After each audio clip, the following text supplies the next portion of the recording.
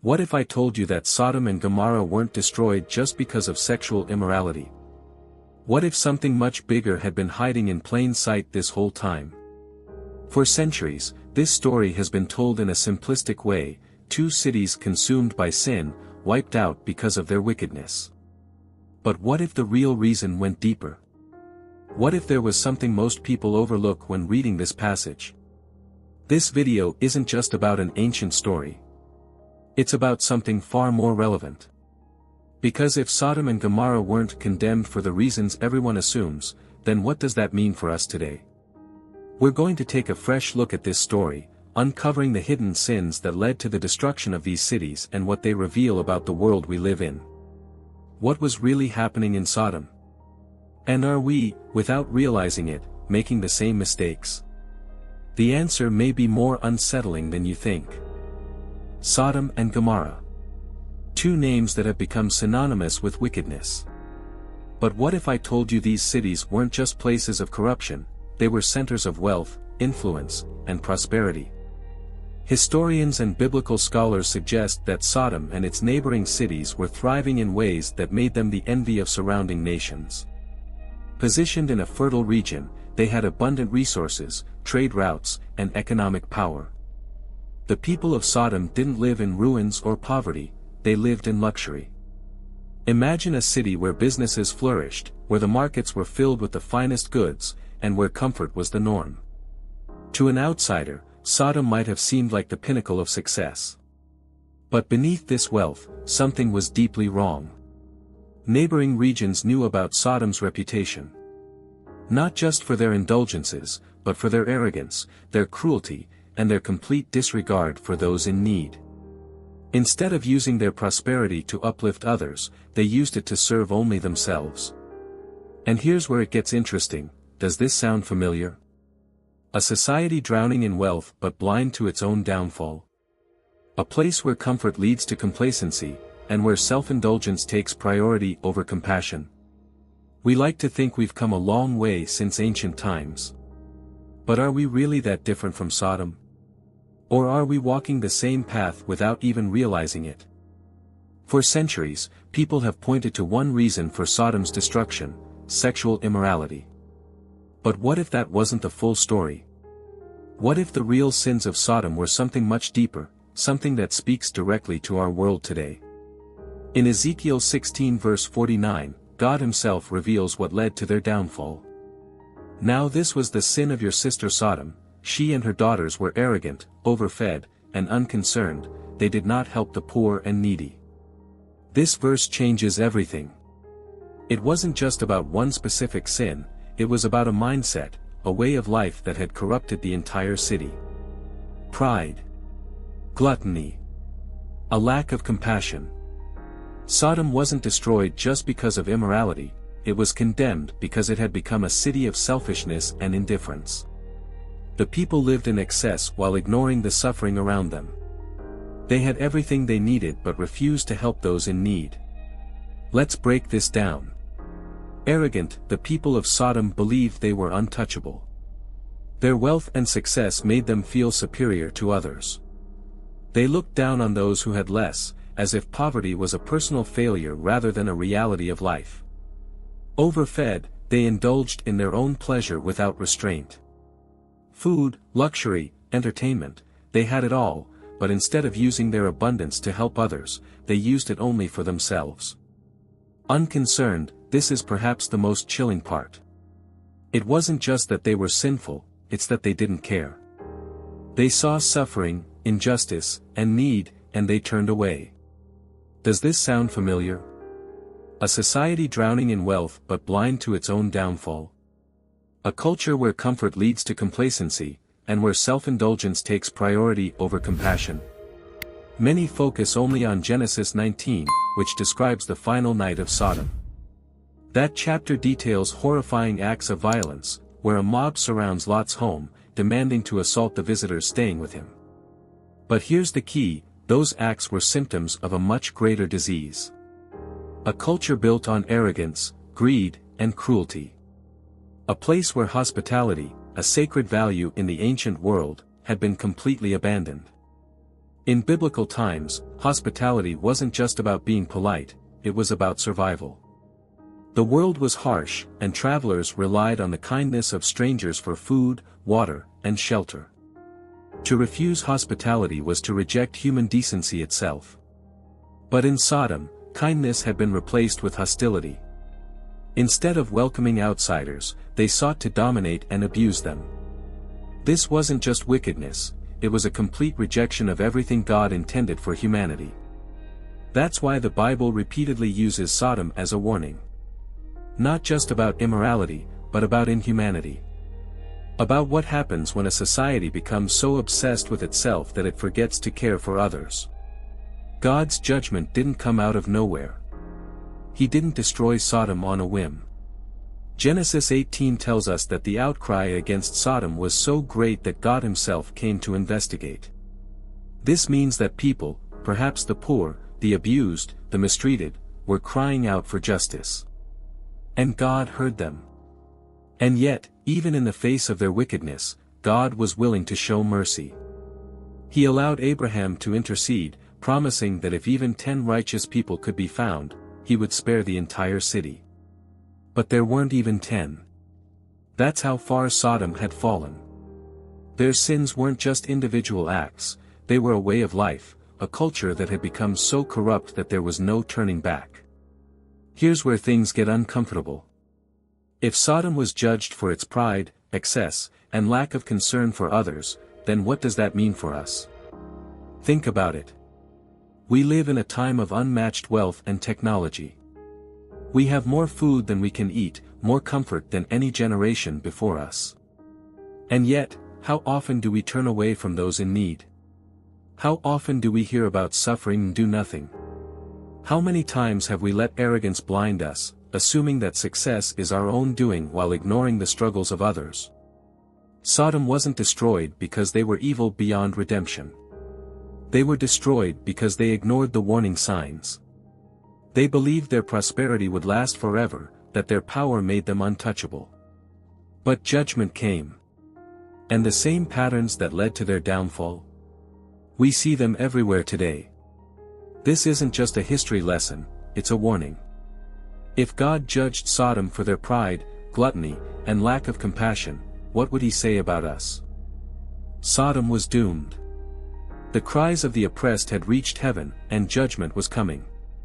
But before destruction fell, something remarkable happened.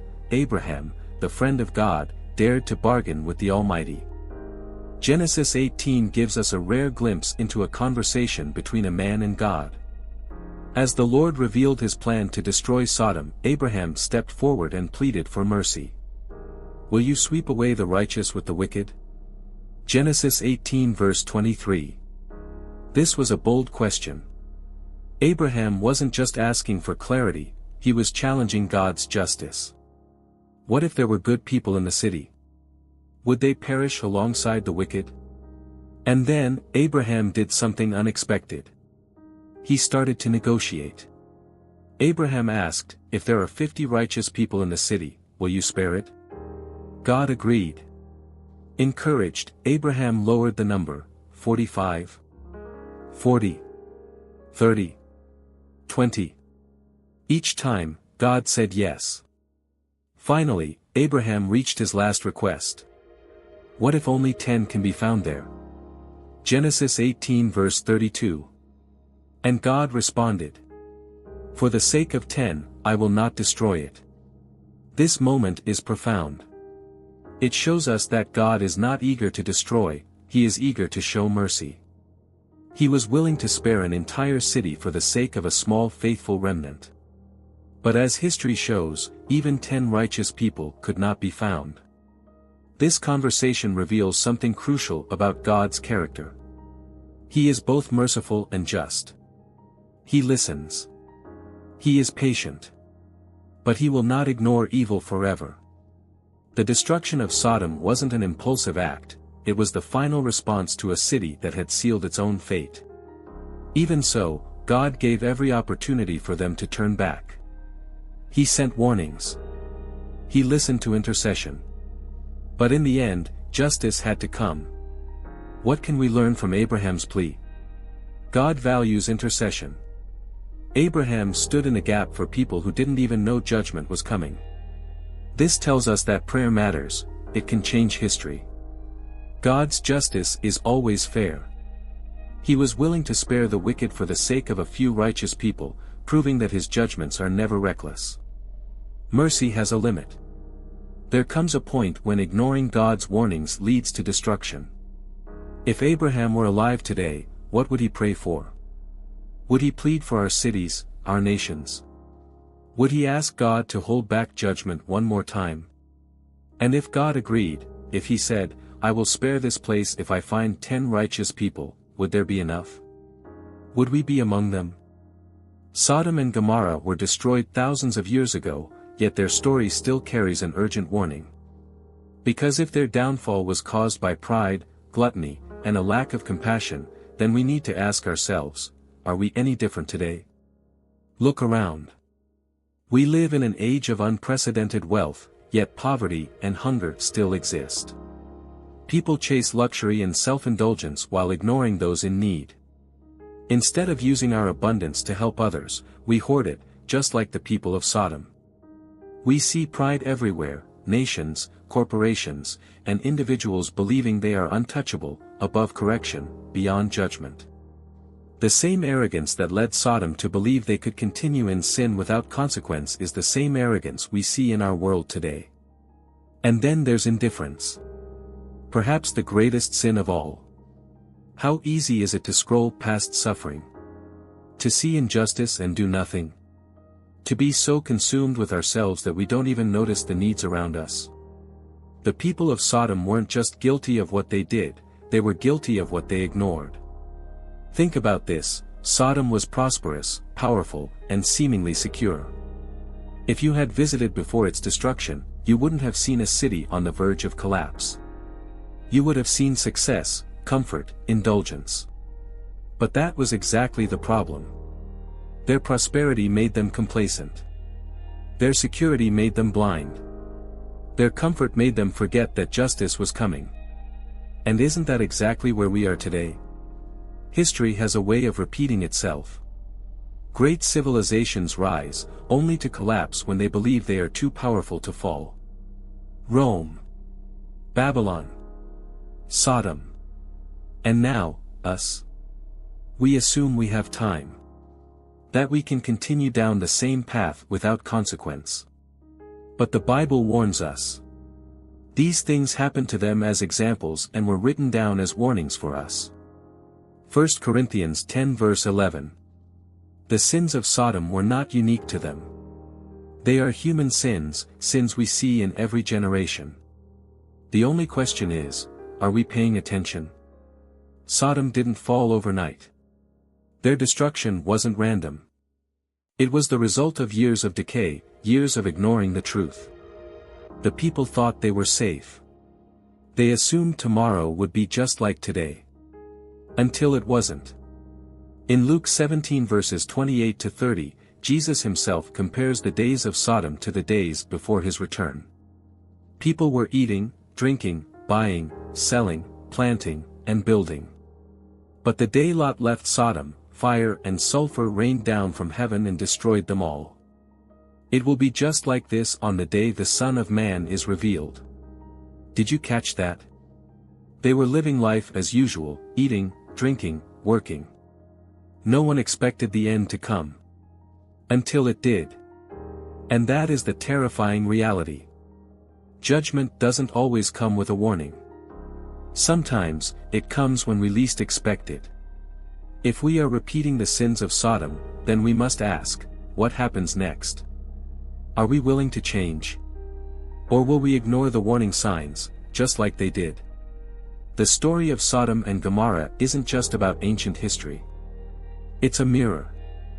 A reflection of where we are and where we're headed. And the question we must all ask ourselves is this. Are we paying attention? Or are we looking the other way, just like they did? The night had fallen over Sodom, but this was no ordinary night. It was the final night. Judgment was at the doorstep, and only one family had a chance to escape. Lot, Abraham's nephew, had lived in Sodom for years. He had seen the city's corruption firsthand, yet he stayed. Why? Comfort. Familiarity. Fear of change. But now, staying was no longer an option. Two angels, sent by God, arrived at Lot's house with a message of urgency. Get up. Take your wife and your daughters who are here, or you will be swept away when the city is punished. Genesis 19 verse 15. But Lot hesitated. He hesitated. Even in the face of destruction, he struggled to let go. So the angels grabbed him, his wife, and his daughters by the hand and dragged them out of the city. That's how merciful God is. Sometimes he rescues us even when we are too blind, too attached, or too afraid to run. And then came the final command. Flee for your lives. Don't look back, and don't stop anywhere in the plain. Genesis 19 verse 17. The instruction was simple: run. Don't hesitate. Don't look back. But someone did. As fire and sulfur rained down, Lot's wife turned back. And in that moment, she was turned into a pillar of salt. Why? It wasn't just about looking, it was about longing. Her heart was still in Sodom. Even with destruction behind her, she couldn't let go. And that is where the warning lies. Lot's wife became a symbol for everyone who is too attached to the past to move forward. How often do we hold on to things that God is telling us to leave behind? A toxic relationship. A sinful habit. A lifestyle we know is destructive. The comfort of the familiar, even when it's killing us. We hesitate. We look back. We try to move forward while still clinging to what we should leave behind. But Jesus himself warned us. Remember Lot's wife. Luke 17 verse 32. Just 3 words. But they say everything. Lot's wife wasn't an evil person. She wasn't like the people of Sodom. But she still perished, not because of what she did, but because of what she couldn't let go of. That is the warning. What are we holding on to that could cost us everything? Because sometimes, the greatest danger isn't what's ahead of us, it's what we refuse to leave behind. Sodom and Gomorrah were not destroyed just because of what they did, but because of what they ignored. The people were consumed by pride, greed, and indifference. They refused to change. They refused to see the warnings. And in the end, judgment came. But this story is not just ancient history, it's a mirror. It forces us to ask, are we any different? Are we repeating the same mistakes? Look at our world today. Pride is celebrated. Compassion is fading. People are more focused on themselves than ever before. Just like Sodom, we chase comfort and pleasure while turning a blind eye to suffering. And when we're warned, we shrug it off. The destruction of Sodom is a reminder that judgment doesn't always come with a second chance. The people of Sodom didn't believe their city would fall, until it did. Lot hesitated to leave, until the angels dragged him out. Lot's wife couldn't let go, until it was too late. We assume we have time. We assume we can ignore the warnings and keep living as we please. But what if time is running out? What if we are standing on the edge of destruction and don't even realize it? Sodom was not destroyed because God is cruel. It was destroyed because God is just, and because they refused every opportunity to turn back. What about us? If God were to look at our generation, at our cities, at our hearts, would he find 10 righteous people? Would he find us willing to change? Or would we be just like them, ignoring the warnings, assuming we have more time, looking back when we should be running forward? Because in the end, the real question isn't what happened to Sodom. The real question is, are we next?